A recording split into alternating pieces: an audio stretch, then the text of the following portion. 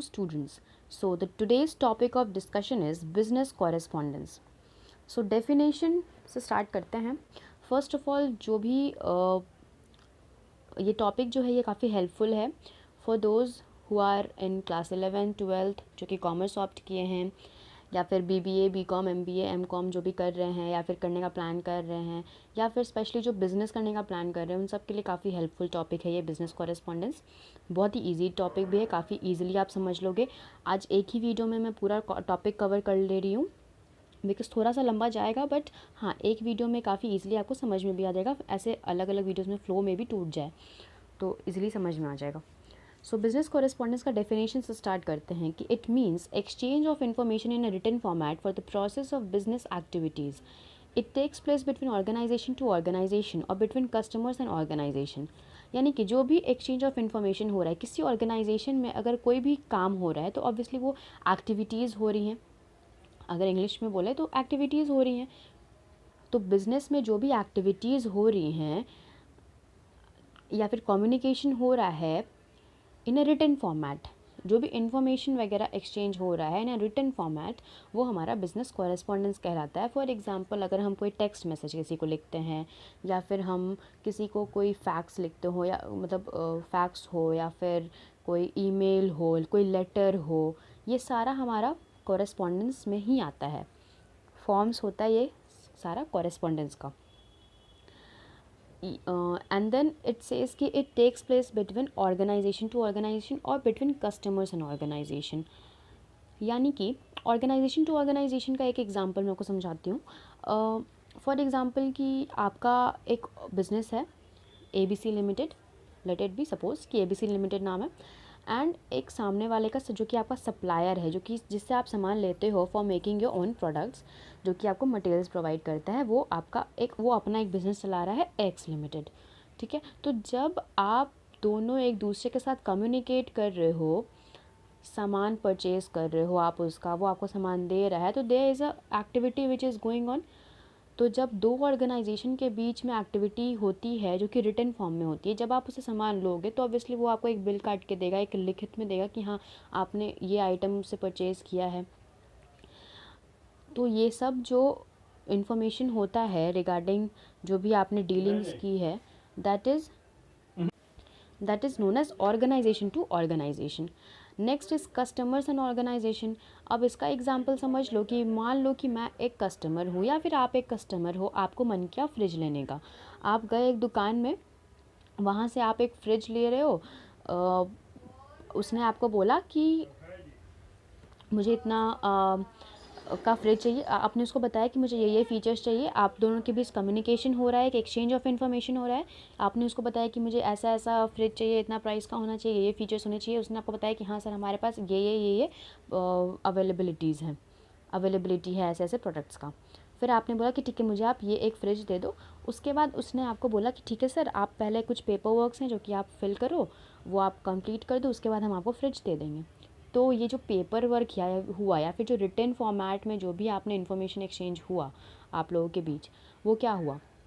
That is correspondence, या फिर कह सकते हो बिज़नेस कॉरेस्पॉन्डेंस, क्योंकि एक बिज़नेस एक्टिविटी हो रही है.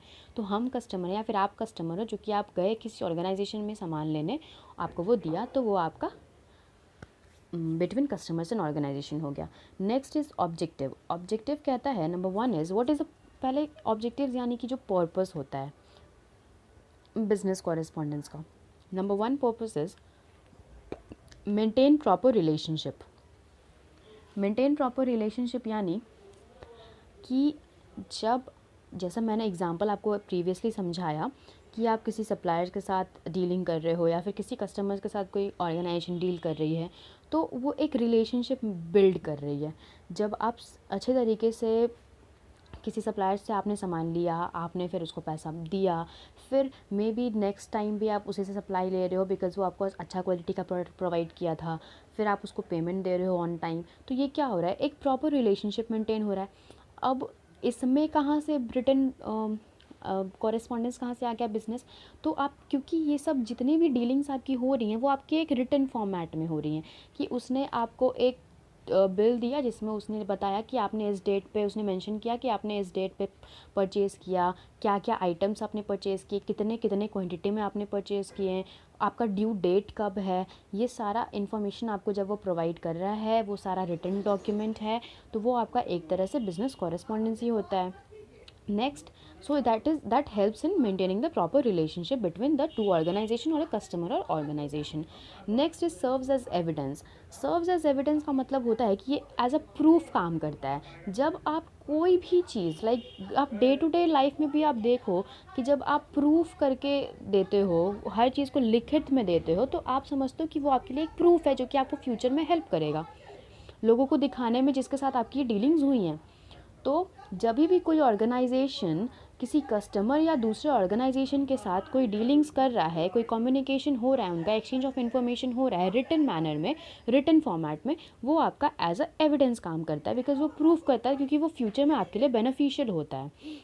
Next is create and maintain goodwill, यानी कि जो आपका बिजनेस कॉरेस्पॉन्डेंस होता है वो हेल्प करता है गुडविल क्रिएट करने में.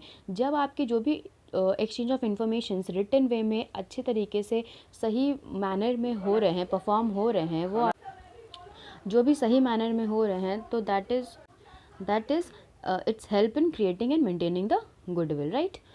अच्छा इम्पैक्ट आपका बनाता है इन फ्रंट ऑफ जो भी आपके कस्टमर्स हैं या फिर जो भी आपका दूसरा मतलब जो भी ऑर्गेनाइजेशन है दूसरा. Next is formal communication. Formal communication यानी कि जब भी आप रिटन मैनर में आप जिसमें आप हेलो हाय ये सब नहीं करके आप काम की चीज़ एक बात कर रहे हो, काम की बातें कर रहे हो, वो ऑब्वियसली आपका फॉर्मल कम्युनिकेशन होगा. जब आप किसी सप्लायर से सामान ले रहे हो या किसी कस्टमर से सामान ले रहे हो, तो ऑब्वियसली उसमें आप ये सब तो मेंशन नहीं करोगे कि हाय सर कैसे हैं, क्या कर रहे हैं.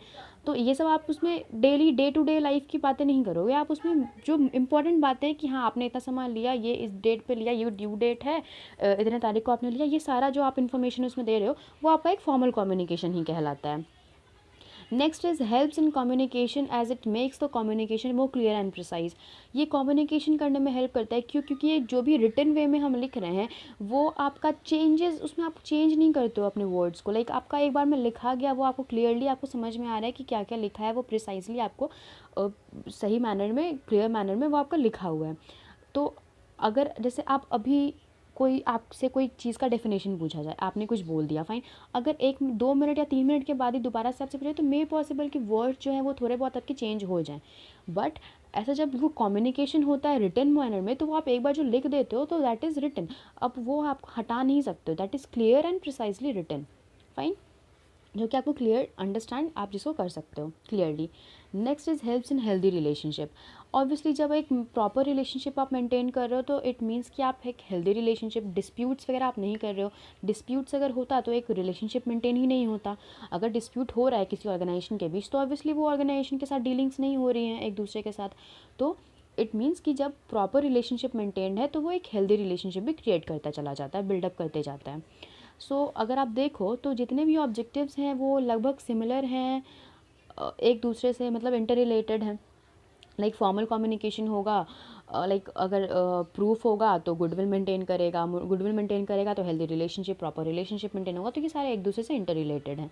Next point is inexpensive and convenient. Inexpensive यानी कि एक पेपर में आपको कितना ही पैसा लगेगा, आपको एक कागज़ में लिखना है या फिर एक नोट बनाना है तो आपको कितना ही पैसा लगेगा, थोड़ा बहुत पैसा लगेगा, जो कि आई थिंक अगर आप बिज़नेस चला रहे हो तो आपके लिए ईजी है उतना पैसा देना. एंड कन्वीनियंट यानी कि ईजी, आपके लिए ईजिली आप वो काम को कर सकते हो, ऐसा नहीं है कि आप नहीं कर सकते हो. Next is helps in expansion of business. Helps in expansion of business यानी कि जब आप किसी कस्टमर्स के साथ, किसी ऑर्गेनाइजेशन के साथ आप एक अच्छा रिलेशनशिप मेंटेन कर रहे हैं या हेल्दी रिलेशनशिप मेंटेन कर रहे हैं या कम्युनिकेशन आपका उनके साथ बेटर हो रहा है, तो ये एक तरह से आप समझ लो कि दिस इज़ अ साइन कि आप अपने बिज़नेस को एक सक्सेसफुल बना रहे हो, आपका बिज़नेस सक्सेसफुल होते जा रहा है. तो जब आपका बिज़नेस सक्सेसफुल हो रहा है तो इट मीन्स कि आप फ्यूचर में उसके ग्रोथ एंड एक्सपेंशन के बारे में सोचोगे. तो बिज़नेस कॉरेस्पॉन्डेंस जो है वो एक्सपेंशन और ग्रोथ में हेल्प करता है. Next is positive image. Obviously जब आप अच्छा हेल्दी रिलेशनशिप क्रिएट कर रहे हो, मेंटेन कर रहे हो, प्रॉपर रिलेशनशिप मेंटेन कर रहे हो, गुडविल इनफैक्ट क्रिएट कर रहे हो, मेंटेन करो, तो आपका एक पॉजिटिव इमेज बन रहा है in front of the customers या ऑर्गेनाइजेशंस जिनके साथ आप डीलिंग्स कर रहे हो, तो उनके सामने एक अच्छा आपका पॉजिटिव इमेज क्रिएट हो रहा है. Now next is types of business correspondence, तो business correspondence is of 6 types. सबसे पहला टाइप उसका है इंटरनल कॉरेस्पॉन्डेंस, जो कि विद इन द ऑर्गेनाइजेशन होता है, ऑर्गेनाइजेशन के अंदर जो भी करेस्पॉन्डेंस होता है बिजनेस कॉरेस्पॉन्डेंस, वो आपका इंटरनल कॉरेस्पॉन्डेंस कहलाता है। Like for example notice, memorandum etcetera. I think आपको इंटरनल कॉरेस्पॉन्डेंस और एक्सटर्नल में उतना प्रॉब्लम नहीं होगा, बिकॉज ये आप काफ़ी टाइम से पढ़ते आ रहे हो कि बिजनेस इन्वायरमेंट भी 2 टाइप का होता है, एक्सटर्नल इंटरनल, ये सब आपके लिए ईजी है ये दोनों points. Now external correspondence that is for example जो ईमेल्स आप लिखते हो किसी दूसरे को, लाइक किसी दूसरे ऑर्गेनाइजेशंस को, या फिर अपने किसी कस्टमर्स के लिए कोई ईमेल लिख रहे हो, या कोई पोस्टर है लोगों के लिए, या फिर एडवर्टीजमेंट है, that is external correspondence that comes under external correspondence.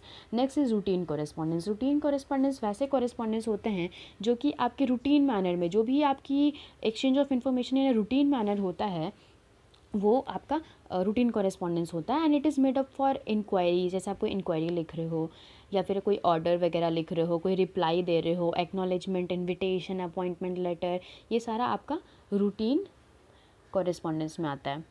Next is sales correspondence. Sales correspondence refers to the correspondence related to the sales.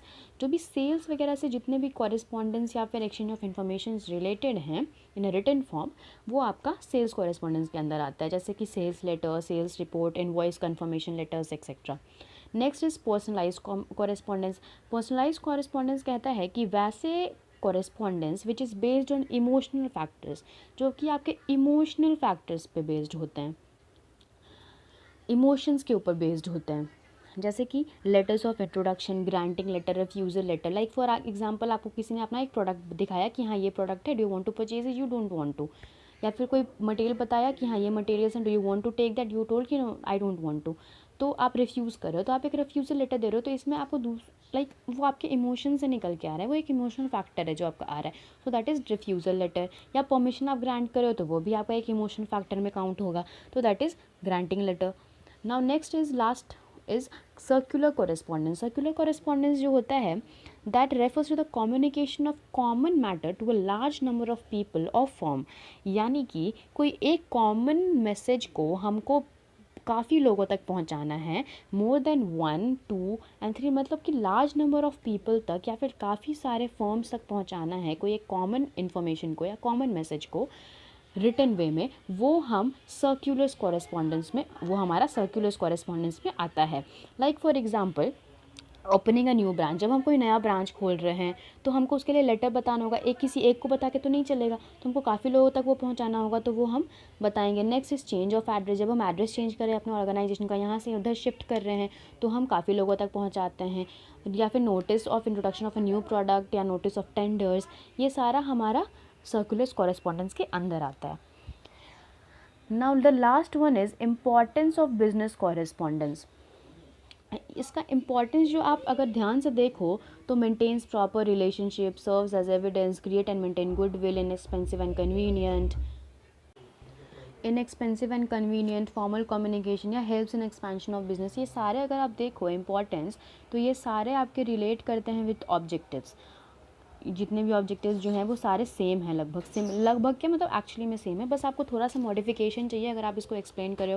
Like आप लिखोगे maintain, it helps in maintaining proper relationship between the organisation and customers, और organisations and organisations, उसको थोड़ा सा explain कर दो जैसे मैंने आपको ऑब्जेक्टिव्स में एक्सप्लेन किया. तो आप सेम सेम पॉइंट्स लिख दोगे विद सेम एग्जांपल्स, कोई आपका आंसर्स काट नहीं सकता है. And that importance is very similar. हमेशा आप ऑब्जेक्टिव से ही फ्रेम करते हो अपने इम्पॉर्टेंस को.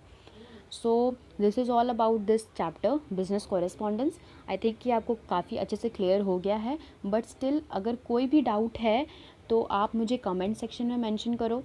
बिजनेस कॉरेस्पॉन्डेंस अगर एक लाइन में समझना है तो आप ये समझ लो कि जो आप क्लास 6, 7, 8, 9, 10 से लिखते आ रहे हो अपने ईमेल्स को, या फिर लेटर जो आप लिखते हो फॉर्मल लेटर्स, या फिर कोई किसी प्रिंसिपल को जो लेटर लिख रहे हो आप, या फिर किसी न्यूज़पेपर को लिख रहे हो, टाइम्स ऑफ इंडिया को लिख रहे हो, तो ये जो भी आप इन्फॉर्मेशंस लिख रहे हो, या फिर जो भी लेटर्स आप लिख रहे हो, लिखते थे बचपन से लिखते आ रहे हो, ईमेल्स वगैरह, वो सारा आपका एक तरह से अगर बिज़नेस के अंदर हो रहा है तो वो आपका बिज़नेस कॉरेस्पॉन्डेंसी कहलाता है.